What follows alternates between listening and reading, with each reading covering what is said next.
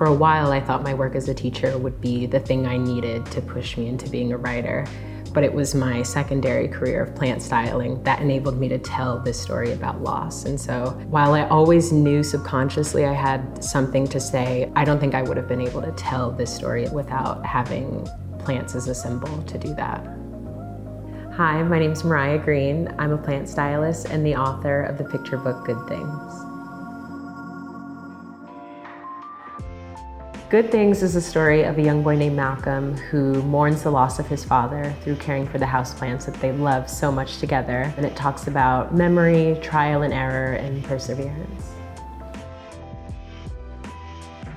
In this story in particular, plants symbolize resilience, but I also think the plants symbolize what the process can look like. What we don't tend to realize as we're going through the mourning process is that things are still growing under the dirt.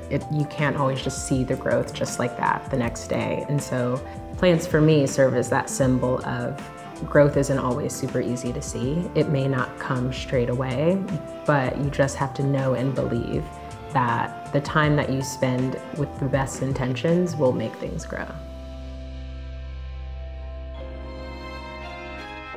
I went to the Bank Street College of Education, and so it was my graduate teacher who said, your work as a plant stylist is actually not separate from your work in wanting to be a teacher. Growth and resilience are terms that felt like they existed in both of these worlds of planting and also mourning and loss. And so rather than having to teach them, oh, this is what resilience is, maybe it's reading a book where they're identifying with resilience and they don't even know that they're actually doing it. So I wanted it to feel very natural and organic.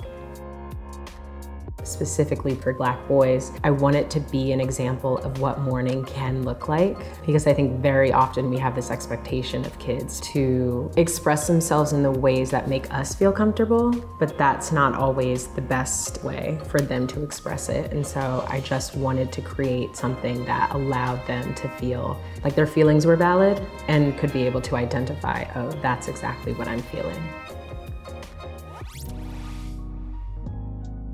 I think the thing that makes me the most proud is that this is a story that I needed growing up and that my students from years ago that they needed. I can't tell you how many days as a teacher I spent going through the library looking for the perfect book to have this conversation with a student. So I'm really proud that I made the thing. Still does feel difficult for parents, myself, and teachers to have those hard conversations with kids. But if we can talk about it through a symbol or a metaphor, it sort of makes it easier to just open the conversation and allow kids to take what they want from the piece of literature.